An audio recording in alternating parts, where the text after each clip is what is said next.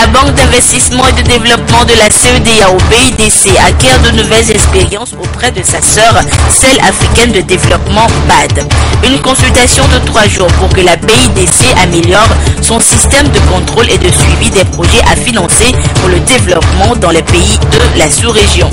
Toujours pour le développement des pays du monde, à présent, un programme de la conférence internationale sur la population et le développement a été mis en œuvre depuis 1994 par le système des Nations Unies. À l'échéance de ce programme, le 22 septembre prochain, un bilan sera présenté. La Commission du Togo élabore depuis ce matin son rapport. Et puis bientôt, le port autonome de Lomé sera un hub pour les échanges commerciaux dans la sous-région. Des portiques qui permettront de débarquer des conteneurs de navires gros porteurs d'autres pays à Lomé viennent d'être réceptionnés. C'était les titres, mesdames, messieurs, bonsoir. Pour répondre favorablement à l'attente des populations de l'espace CEDEAO en matière de financement des projets, la BIDC, Banque d'investissement et de développement de la CEDEAO, veut améliorer son système de contrôle et de suivi des projets à financer. Cette institution financière des projets de la CEDEAO va acquérir de nouvelles expériences auprès de la BAD, Banque africaine de développement. La formation porte sur la qualité à l'entrée des projets et le système de suivi. Des précisions avec Edem Soussoupa. La Banque d'investissement et de développement de la CEDEAO, BIDC, veut se doter des meilleurs instruments et pratiques en matière de conception, de suivi et d'évaluation des projets. La Banque africaine de développement, BAD, va appuyer le bras financier de la CEDEAO dans sa volonté d'améliorer le processus de financement des projets pour permettre à la sous-région d'avoir des projets fiables et porteurs de croissance. There is normally for every project that's what we call the life cycle. I mean, we start from identification. Vous savez, tout projet a un cycle de vie. On a l'administration, l'évaluation, la mise en œuvre.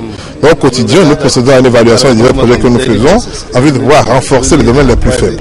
Et on s'est rendu compte que le point d'entrée des projets constitue le point le plus important, afin de pouvoir réduire les risques à chaque fois pour les projets et donc améliorer la qualité des projets que nous finançons. Nous disposons d'un outil qu'on appelle la qualité à l'entrée. Donc c'est un outil de sélection des projets, aussi bien les projets publics que les projets privés. Donc ça nous permet de faire une sélection rigoureuse basée sur des critères bien déterminés. Et comme vous le savez, un projet dans le portefeuille qui a été bien sélectionné et qui a été bien suivi a toutes les chances de réussir. Et un projet qui réussit, c'est un projet qui est capable de maximiser donc l'impact sur les bénéficiaires et aussi l'efficacité du développement. C'est un exercice louable, a remarqué le ministre Kako Nubupo en charge de la prospective et de l'évaluation des politiques publiques. Cette formation va apporter une valeur ajoutée à l'essor économique de l'Afrique de l'Ouest. Notre sous-région est dans une phase cruciale de son développement. C'est la phase de sa transformation structurelle. Et pour cela, nous avons besoin de grands investissements, notamment en infrastructure. Et pour être sûr que nous gérons correctement cet argent, que nous pilotons de façon stratégique notre transformation, nous avons besoin de l'évaluation. Cette évaluation nous permet de réaliser 3 choses. Première chose, la redevabilité. Nous devons rendre compte de notre gestion. La deuxième chose, c'est que dans ce contexte de ressources rares, nous devons les allouer de façon optimale. Et enfin, l'aide à la décision. In fine, la BIDC va mieux maîtriser le système d'auto-évaluation des projets des secteurs publics et privés et mettre en place un système qui renforce la qualité à l'entrée de ces projets. Le 22 septembre prochain se tiendra à New York, aux États-Unis, une session spéciale sur le nouveau programme de la CIPD, entendez, Conférence internationale sur la population et le développement. Cette session vise à réaffirmer l'engagement des plus hautes autorités des différents pays membres des Nations Unies par rapport au nouveau plan d'action à adopter pendant les 20 prochaines années. À Lomé, les acteurs impliqués font l'état des lieux de la CIPD 20 ans après pour définir l'agenda post-2014 de cette conférence. Des précisions avec Aliou Orotitri et Charlotte Moussime. Cette projection plante le décor de la rencontre. Elle présente succinctement le contenu du plan d'action de la Conférence internationale sur la population et le développement CIPD de septembre 1994. Cette feuille de route, élaborée et adoptée par les 179 pays présents à la conférence du Caire en Égypte, a pris en compte diverses thématiques relatives au développement de la population. 20 ans après son exécution, des changements notables ont été obtenus et déjà, les acteurs réfléchissent sur l'agenda post-2014 de la CIPD.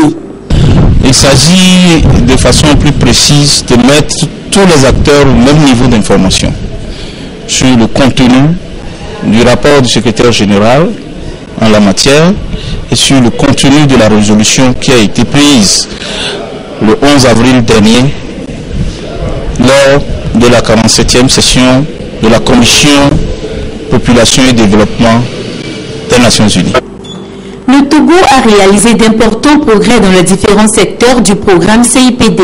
En témoigne le 4e recensement général de la population et de l'habitat, la réduction du taux de mortalité infantile et maternelle par exemple. Néanmoins, les efforts doivent se poursuivre. Ce programme est prorogé. C'est une prorogation avec la prise en compte de nouvelles thématiques émergentes en matière de population et développement. On pourra intégrer davantage les questions de climat, d'environnement, qui étaient déjà dans le précédent programme, mais maintenant les droits humains, les questions de santé de la reproduction, de santé génétique, de droit à la santé de la reproduction, avec des nouveautés, de changements environnementaux, de changements dans l'approche, de changements dans les mentalités. La conférence internationale sur la population et le développement post-2014 se tiendra le 22 septembre prochain à New York aux États-Unis. Développement toujours, et pour réaliser cet idéal, les autorités togolaises ont élaboré un programme dénommé Vision Togo 2030. Les consultations autour de cette vision du Togo à l'horizon 2030 se poursuivent. Une démarche prospective qui accorde aussi à l'économie une place capitale pour l'émergence de notre pays à ce rendez-vous de 2030. Mais que retenir de cet aspect économique? Les réponses avec Adolphe Baka. Vision Togo 2030. Dans ce processus de diagnostic des différents secteurs, figure en bonne place le volet économique. L'émergence économique du Togo à l'horizon 2030 se lie à travers la prise en compte holiste du plan macroéconomique. L'enjeu principal, c'est la cohérence de nos politiques publiques. Quelle politique budgétaire pour un Togo émergent? Et à l'intérieur, quelle politique fiscale? Est-ce que nous voulons être un État libéral? À ce moment, vous aurez une fiscalité des entreprises très légère. Mais est-ce que nous voulons être un État plutôt keynésien, plutôt volontariste? Et à ce moment-là, vous aurez une fiscalité d'un État-provident. Plus de 50 ans après les indépendances, l'ensemble des pays africains peinent à soutenir une stabilité économique. Constat, faible taux de croissance. Celle du Togo à 5,3% aujourd'hui devra dans l'optique de cette vision passer à une croissance à 2 chiffres. Si après 50 ans, nous n'avons pas pu émerger, nous sommes toujours des États fragiles, des pays les moins avancés. Il s'agit de retourner voir donc d'où est-ce que nous voulons, où est-ce que nous sommes aujourd'hui, où est-ce que nous voulons aller. Il faudra donc des politiques de telle sorte que les sectoriels puissent vraiment avoir des impacts sensibles et visibles sur nos populations. Et ce ne sont pas des atouts qui manquent. L'agriculture, l'industrialisation, les ressources minières, les PME, PMI, le potentiel humain, le secteur privé en pleine réforme et le patrimoine culturel si riche, moult opportunités qu'offre ce petit pays de 56 600 km². Il revient alors aux Togolais de s'approprier ces richesses et de les valoriser. Il y a un point qui me paraît fondamental, c'est que l'émergence se fonde d'abord sur une vision endogène du développement. personne ne viendra développer le Togo à la place des Togolais. Dès 2015, on ne parlera plus que du tout numérique et l'économie numérique restera un facteur incontournable dans la productivité et l'augmentation de profits dans les 15 prochaines années. Le grand défi pour le Togo dans son émergence économique sera alors d'assumer les besoins vitaux de sa population, produire suffisamment pour freiner les importations des produits de base et surtout améliorer sensiblement le panier de la ménagère. Vision Togo 2030, le sujet fait l'actualité depuis son élaboration dans notre pays. Un Togo émergent à l'horizon 2030 pour les Togolais. Mais que comprennent ces derniers de ce concept et qu'en attendent-ils? Éric Danipor et Nathalie Panegui ont tendu leur micro à certains à Lomé. Nous les écoutons. Vision Togo 2030. Dans ce processus destiné à construire une vision consensuelle, il est question de créer et de renforcer les capacités d'anticipation et de planification stratégique au sein des instances gouvernementales, du secteur privé et de la société civile. C'est avec M. que j'ai appris tout ça avec, comment on l'appelle, 2030, que voulez-vous que le Togo devienne? 2030 c'est trop. Qu'est-ce qui prouve que moi je vais vivre jusqu'à 2030? J'aimerais que jusqu'à 2015 tout change. Oui, j'ai lu ça sur Internet, à travers les réseaux sociaux. Et je crois que c'est un concept aussi développé par le ministère du suivi des politiques et de la prospective. Mais je ne maîtrise pas parfaitement le contour. Dénommé Système Togo, le processus devant aboutir à l'élaboration de la vision 2030 s'articule autour de 4 axes. La vie socio-culturelle, la politique et la gouvernance, la démographie et le développement humain, l'économie et la technologie. Face à cette vision, les attentes sont grandes. C'est par rapport, franchement, des réformes effectuées sur toute l'étendue du territoire. Et il faut, franchement, voir l'allure que le pays a. Il faudrait qu'on ait une vision propre au développement de ce pays. Et c'est une bonne initiative et il faut certainement que ça tienne. Il faut que ce développement s'accompagne dans tous les domaines, dans le domaine infrastructure, dans le domaine sanitaire, dans le domaine de la santé, dans le domaine de l'éducation et dans le domaine de formation personnelle, c'est-à-dire toutes les entreprises doivent apporter leur vision, leur contribution pour que cette vision que nous attendons en 2030 soit une vision réelle. La mise en œuvre de la vision Togo 2030 permettra en clair de répondre aux défis socio-économiques du pays. Initiative saluée par des concitoyens. Oui, pour cette vision, je pense que c'est une bonne initiative. D'abord, déjà, ça nous permet de voir quels étaient les nœuds qui nous retenaient, quels étaient nos problèmes, voir quelle est notre situation actuelle et vers où on veut avancer.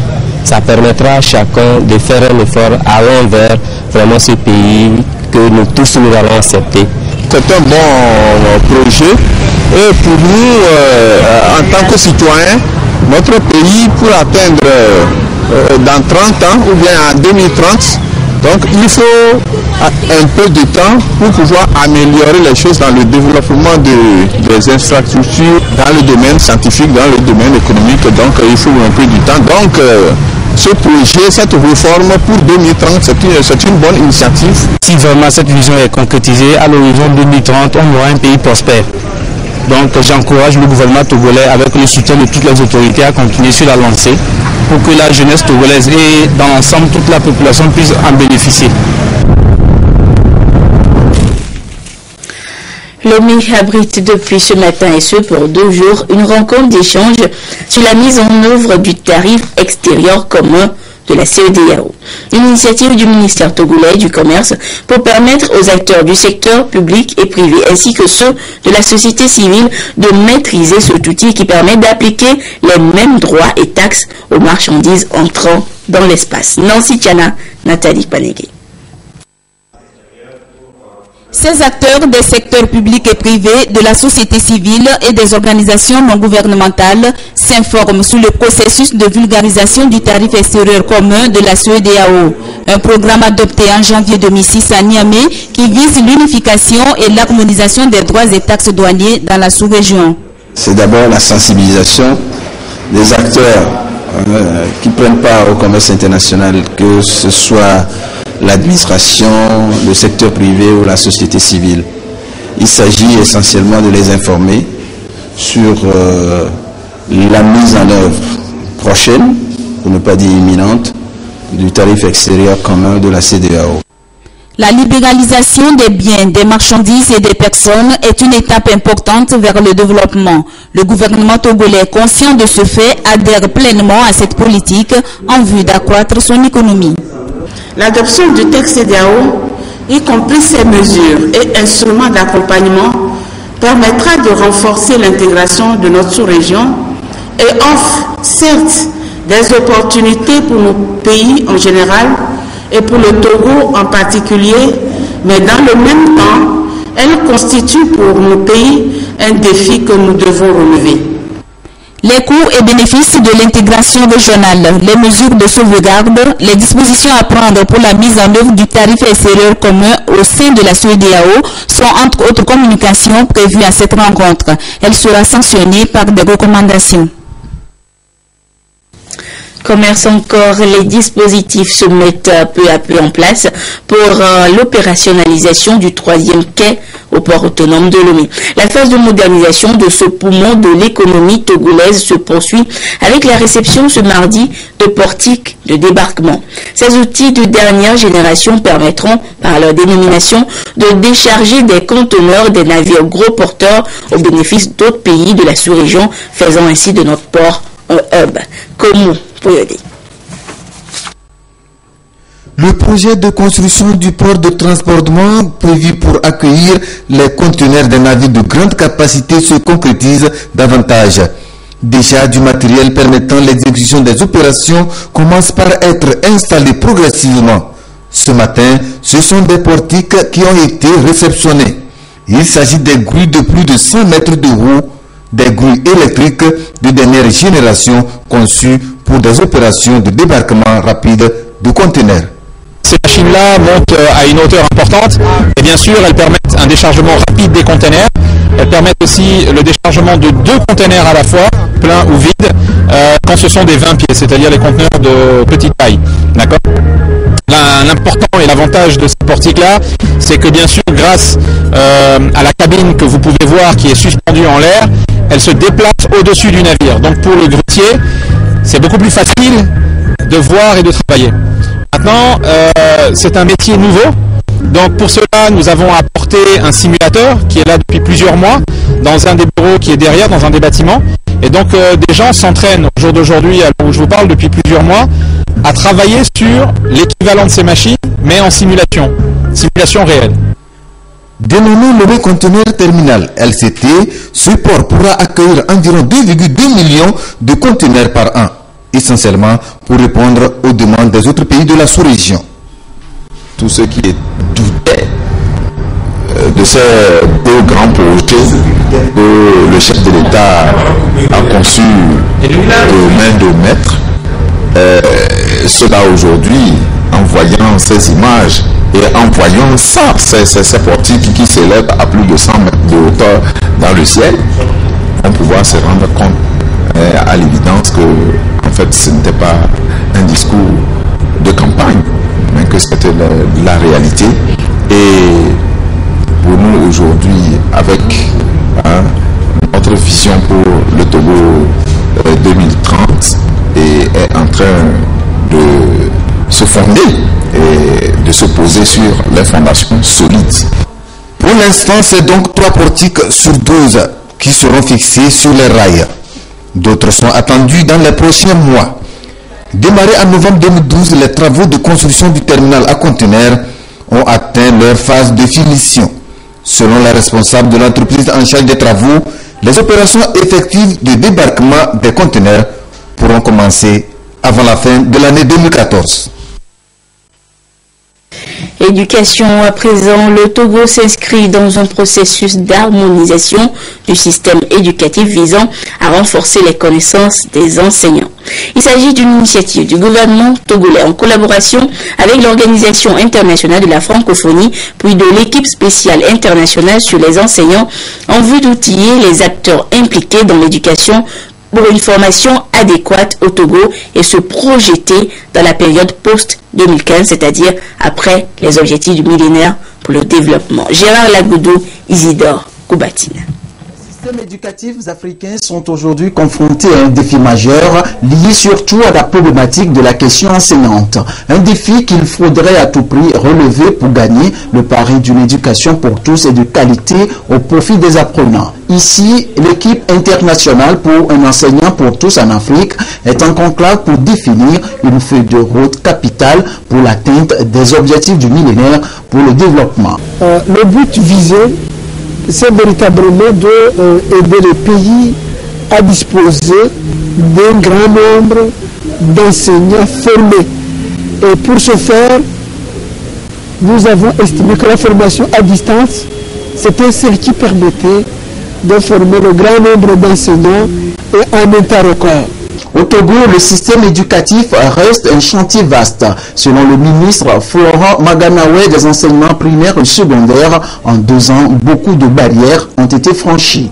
Aujourd'hui, nous sommes heureux de dire qu'en 2 ans, nous avons corrigé par la formation initiale de rattrapage FIR la qualité de près de 11 300 enseignants. L'année dernière, nous avons recruté 5 000 enseignants volontaires qui ont sur le terrain bénéficié d'un encadrement de nos inspecteurs. Pour cette rentrée 2014-2015, nous sommes en train de leur donner par vague dans les écoles normales d'instituteurs une formation de mise à niveau et la première vague qui concerne 1280 enseignants est en train de prendre fin. L'idéal est d'améliorer les conditions de vie et de travail des enseignants ainsi que le soutien à la création de centres régionaux de formation. Une condition préalable à la fourniture d'une éducation de qualité pour l'atteinte des objectifs de développement post-2015 de l'éducation pour tous et de l'agenda 2063 pour l'Afrique.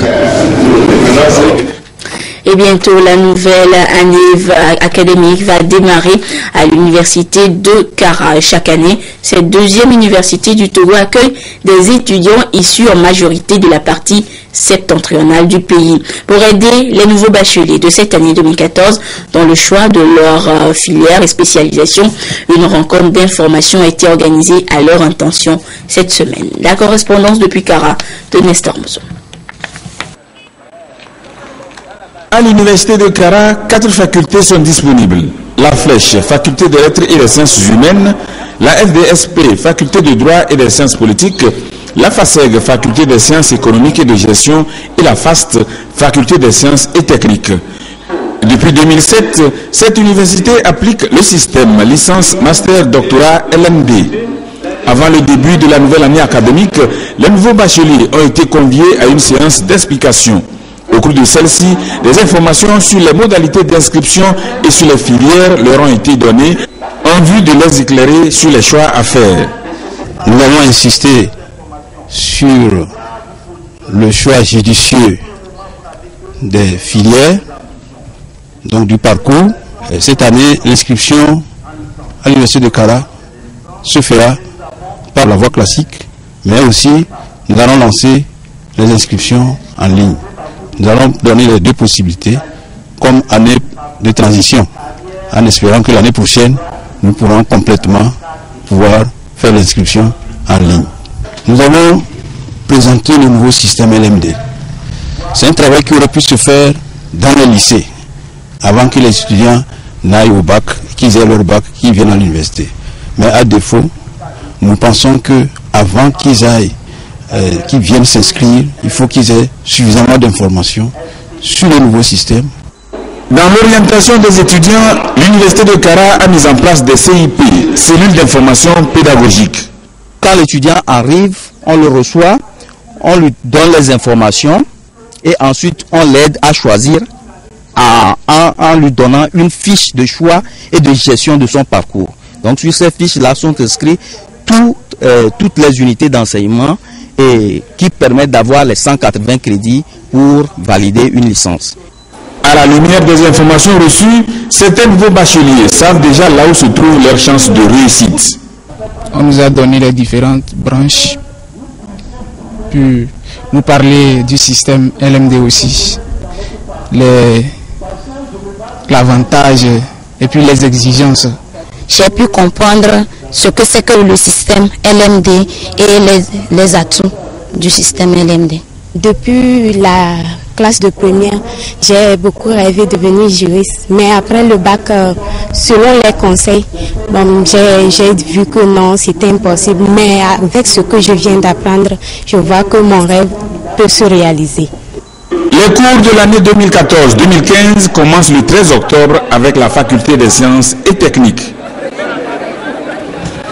Le processus de numérisation de la télévision togolaise se poursuit. Durant 2 semaines, les techniciens de montage audiovisuel se familiarisent au logiciel Adobe Creative Suite 6 avant de faire une migration vers l'Adobe Creative Show, la dernière version. Des précisions avec Arnaud Killiou. Dans la dynamique d'offrir les meilleures prestations de services aux populations, la télévision togolaise aujourd'hui se met au diapason des nouvelles technologies. Du logiciel à vide liquide, on passe aujourd'hui à Creative Cloud, la dernière version des logiciels de montage audiovisuel. Avant cette migration vers ce logiciel plus performant, les techniciens de montage audiovisuel de la TVT se mettent à niveau avec Adobe Creative Suite 6. Nous avons initié cette formation sur Adobe, le logiciel de montage Adobe CS6.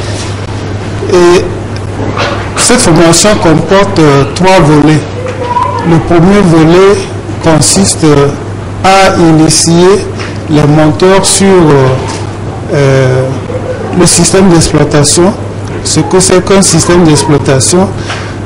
À part ça, nous avons initier les monteurs sur l'Adobe Audition qui permet de monter le son.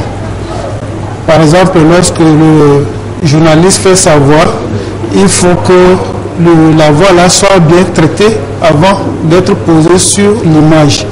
Donc la formation continue jusqu'à vendredi prochain. Les techniciens se réjouissent de cette formation qui vient accroître leur performance. On a acquis beaucoup de choses. Donc, on remercie les formateurs et on leur promet de mettre vraiment en pratique ce qu'ils nous ont appris. La manière que nous avons apprise au niveau de vide liquide n'est pas la même que celui d'Adobe. Adobe a certaines fonctionnalités qui nous permettent de mieux gérer les images et la qualité du son. Le processus de numérisation de la TVT se poursuit pour répondre aux aspirations des téléspectateurs avant l'échéance 2015, selon les recommandations de l'UEMOA. Les suites de la crise sanitaire de l'or, l'épidémie de la fièvre hémorragique. Avec ce fait insolite, un malade d'Ebola qui s'est échappé d'un centre d'isolement a semé la panique dans un marché de Monrovia au Libéria. Regardez.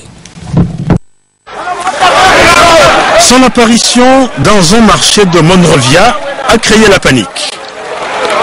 L'homme armé d'un bâton est un malade d'Ebola. Il s'est échappé d'un centre d'isolement de la capitale à la recherche de nourriture. L'alerte a été aussitôt donnée par l'équipe médicale, partie à ses trousses. La foule en colère se tient à distance, alors que l'homme traqué menace le personnel médical qui tente de le raisonner. Mes patients ont faim, ils meurent de faim, ils n'ont pas de nourriture, pas d'eau.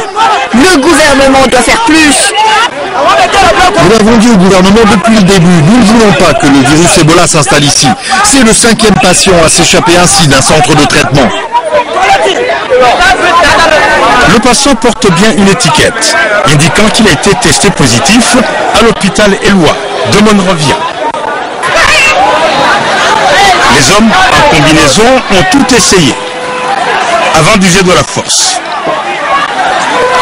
C'est donc sans ménagement que le jeune homme a été maîtrisé et hissé à bord d'un véhicule qu'il a ramené dans son centre d'isolement. Au grand soulagement de la foule qui a assisté à toute la scène. Au Togo, le ministre de la Défense et des anciens combattants porte à la connaissance du public que les candidats dont les noms sont à découvrir dans le quotidien Togo Presse sont déclarés admis au concours d'entrée à l'école du service de santé des armées de Lomé session 2014. Ils sont priés de se présenter à l'école du service de santé des armées de Lomé le mardi 10 septembre 2014 à 6 heures. Tous ceux qui ne se seront pas présentés à cette date seront considérés comme démissionnaires. Et les candidats non retenus sont priés de passer retirer leur dossier au secrétariat de la dite école, se munir d'une pièce d'identité. Et retenez également en bref que la campagne des éliminatoires de la CAN Maroc 2014 démarre ce vendredi pour l'équipe nationale des éperviers. Et ces éperviers convoqués pour le match de ces éliminatoires étaient en séance d'entraînement ce matin au stade municipal de Lomé. Vous suivrez tout à l'heure à 20h50 le journal de l'économie qui sera consacré ce soir à l'importance du fret dans une économie et surtout les mesures ou dispositions communautaires visant à freiner la consommation du tabac dans la zone UEMOA. Le journal de l'économie, c'est dans une vingtaine de minutes avec Mathias Toublo. Et ainsi se referme ce journal. Merci à vous qui l'avez suivi où que vous soyez grâce à la télévision togolaise. Au revoir. La Banque d'investissement et de développement de la CEDEAO BIDC acquiert de nouvelles expériences auprès de sa sœur, celle africaine de développement BAD. Une consultation de 3 jours pour que la BIDC améliore son système de contrôle et de suivi des projets à financer pour le développement dans les pays de la sous-région. Toujours pour le développement des pays du monde, à présent, un programme de la conférence internationale sur la population et le développement a été mis en œuvre depuis 1994 par le système des Nations Unies. À l'échéance de ce programme, le 22 septembre prochain, un bilan sera présenté. La Commission du Togo élabore depuis ce matin son rapport. Et puis bientôt, le port autonome de Lomé sera un hub pour les échanges commerciaux dans la sous-région. Des portiques qui permettront de débarquer des conteneurs de navires gros porteurs d'autres pays à Lomé viennent d'être réceptionnés.